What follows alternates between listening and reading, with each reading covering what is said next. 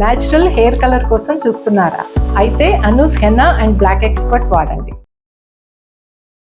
ఈరోజు కందిపొడి చేసుకుందామండి. ఇదివరకటి రోజుల్లో రాత్రిపూట తినడానికి ఏం పెద్ద పదార్థాలు పెట్టుకునే వాళ్ళం కాదండి. కందిపొడి చేసేసుకుంటే నెలకు సరిపడా చేసేసేవాళ్ళు. 2-3 కిలోలు కేజీలకి పప్పు వేయించేసి కందిపొడి చేసుకునేవాళ్ళు. రాత్రిపూట కందిపొడి కాస్త వేడి చారు అన్నం పెట్టుకుంటే ఆ వర్షాకాలం హాయిగా ఉండేది. పెళ్లి భోజనాల్లో కూడా పొద్దున హెవీ భోజనం అవుతుంది కదా, రాత్రికి చుట్టాలంతా ఉంటే ఏదో ఒక వేపుడు చేసేవాళ్ళు, కందిపొడి చారు పెట్టుకునేవాళ్ళు. అయితే ఈ కందిపొడి ఏంటంటే ఒట్టి కందులు వేయించి కారం కలిపి చేసుకునే పద్ధతి ఒకటి. కొంచెం దాన్ని ప్రోటీన్ కదా పప్పు అంటే, మనం ఇంకా కొన్ని పప్పులు దాంట్లో యాడ్ చేసి కందిపొడి, కందిగుండ, కంది సున్ని ఈ మూడిట్లలో ఏ పేరైనా వాడుకోవచ్చు.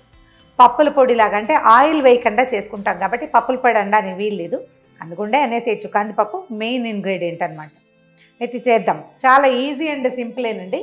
ఇదివరకు ఏం చేసేవాళ్ళు అంటే మన నా చిన్నప్పుడు నాకు గుర్తుండి కందిపప్పు వేయించేసి కొంచెం జీలకర్ర కూడా దాంతోపాటు వేయించి సరిపడా కారం కలిపేవాళ్ళు, ఉప్పు కారం కలిపేవాళ్ళు. ఎర్రగా బాగుండేది పొడి కారం కలిపితే. తర్వాత అమ్మ వాళ్ళు ఈ ఎండుమిర్చి వేయించడం మొదలుపెట్టారు. పొడి కారంతో కడుపులో మంట వస్తుంది, వేగింది బాగుంటుందని. ఇప్పటికీ 2 పద్ధతులు చేస్తాం. అప్పటికప్పుడు గబగబా కావాలంటే ఇలాగూ అలాగా కూడా చేయొచ్చు. మనం పప్పులు వేయించుకునేది అదే, మిరపకాయలు వేయించే విధానాన్ని చూద్దాం. కొంచెం ఇలాంటి పనులు చేసేటప్పుడు బరువైన మూకుడు పెట్టుకోండి. కాస్త స్లోగా వేగాలి, ఎక్కువగా గబగబా వేపేసేయకూడదు, మాడిపోకూడదు. పప్పులు ఎంత తాపీగా సిమ్లో మీడియం ఫ్లేమ్ మీద వేస్తే అంత రుచిగా కుదురుతుంది. కాస్ట్ ఐరన్ ప్యాన్లు లేదా మనం ఇండాలియం ప్యాన్ వస్తుంది చూడండి, అవి కూడా అల్యూమినియంలో ఇంకో రకం వస్తుంది, ముద్దగా ఉంటుంది, అది పెట్టుకుంటే బాగుంటుంది. 1 కప్పు కందిపప్పు అనుకోండి. మనం శనగపప్పు, తర్వాత ఏమో పెసరపప్పు, అందులో సగం వేసుకుంటే బాగుంటుంది. కందిపప్పుని దోరగా వేయించండి. ఇప్పుడు ఈ కప్పు కందిపప్పుకి మనకి ఈజీగా 1 కప్పు వేసాం కదా, 8-10 నిమిషాలు పడుతుంది. అంత తాపీగా వేయిస్తేనే లోపలికంతా వేగి బాగా రుచిగా కుదురుతుంది, అంటే డైజెషన్ బాగుంటుంది. పప్పులో పచ్చి లేకపోతే నిలవ ఉంటుంది కూడా.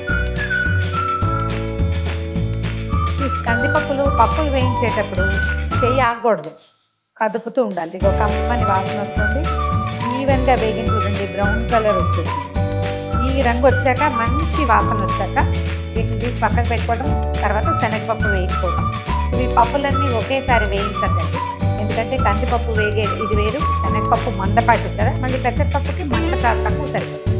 3 విడివిడిగానే వేయించాలి. ఇక్కడ ఎంత ఓపికగా ఉంటామో వస్తువు అంత రుచిగా కుదురుతుంది. పూర్తిగా వేగిపోయినాయండి, వీటిని వంచేద్దాము.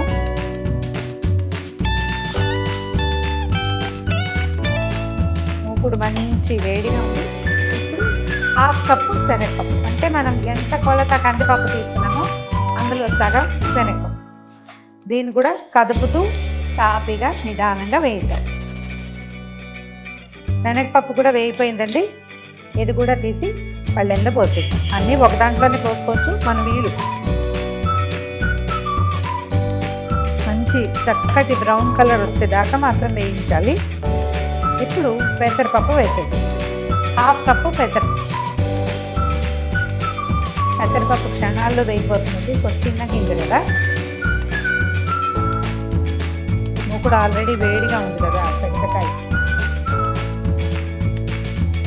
పెసరపప్పు బాగా దోరగా వేస్తుండగా ఏం చేయాలంటే ఇందులో మనం 1 స్పూను జీలకర్ర వేసేయాలి. జీలకర్ర ఏంటంటే పెసరపప్పు వేడి ఈ మూకుడు వేడికి వేగిపోతుంది, విడిగా వేయించాల్సిన పని ఏం లేదు. ఇంకో కొంచెం వేపు వచ్చే లోపల పెసరపప్పు చిటపటలు ఆడుతుంది క్షణంలో. ఇప్పుడు ఏం చేద్దామంటే ఇంచుమించు ఒక 20-25 అనుకోండి, అటు ఇటుగా ఏదో ఇట్లా నేను పట్టుకున్నాను కదా, అన్ని మిరపకాయలు మన కాయల కారాన్ని బట్టి వేసేసి స్టవ్ ఆపేసేద్దాం. ఈ మూకుడు పెసరపప్పు వేడికి ఇవి వేగిపోతాయి. లేకపోతే ఏమవుతుందంటే మిరపకాయలు నల్లబడిపోతాయి, పొడి అందంగా రాదు, కొంచెం ఎర్రగా కావాలి మనకి.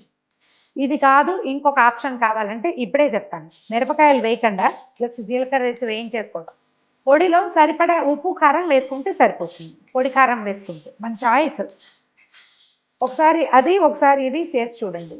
ఒకవేళ మన దగ్గర చిన్నపిల్లలు ఉంటే అసలు కారమే కలపద్దు, 2 మిరపకాయలు వేయండి చాలు.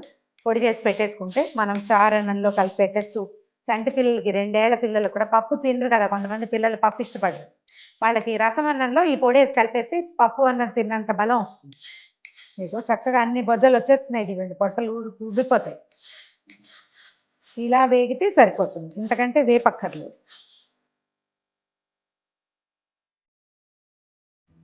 మిరపకాయలు ఇదిగో చూడండి ఉబ్బినాయి, తర్వాత ఇలా గలగలలాడాలి శబ్దం, ఇట్లా గలగలాడితే అయిపోయినట్టే. దీంట్లో ఏం చేద్దామంటే ఒక పావు స్పూను ఇంగువ ఒకసారి మూకుడులోనే వేసేస్తే అందులో ఏదైనా ఒక నలకంత తడున్నా ఇబ్బంది లేకుండా ఉంటుంది. దీంట్లో వెల్లుల్లిపాయలు అవి వేసుకోమండి. వెల్లుల్లిపాయలు వేసేసరికల్లా దీని రుచి మారిపోతుంది, దీని ఒరిజినల్ టేస్ట్ ఉండదు. మూకుడులో నుంచి తీసేద్దాము.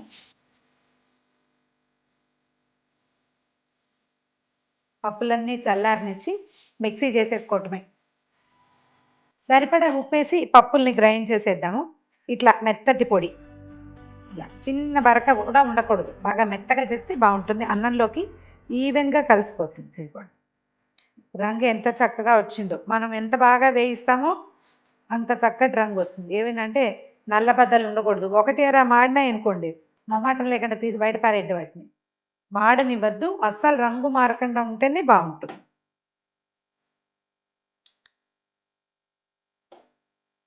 దీంట్లో మనం సింపుల్ టెక్నిక్ పచ్చడి కూడా చేసుకోవచ్చండి. కొద్దిగా చింతపండు నానబెట్టుకుని 2 వెల్లుల్లి రెబ్బలు కాస్త ఒక కరివేప రెబ్బ ఈ పొడి వేసేసి గ్రైండ్ చేసేస్తే చక్కగా పప్పుల పచ్చడి, అదే మనకు కంది పచ్చడిలాగా తయారవుతుంది. ఒక పూటకే, 2 పూటలు నిలువ ఉండదు. పొడి మాత్రం చక్కగా ఏదైనా ఎయిర్ టైట్ కంటైనర్లో వేసి మూత పెట్టుకుంటే ఈజీగా నెల రోజుల పాటు వాడుకోవచ్చు.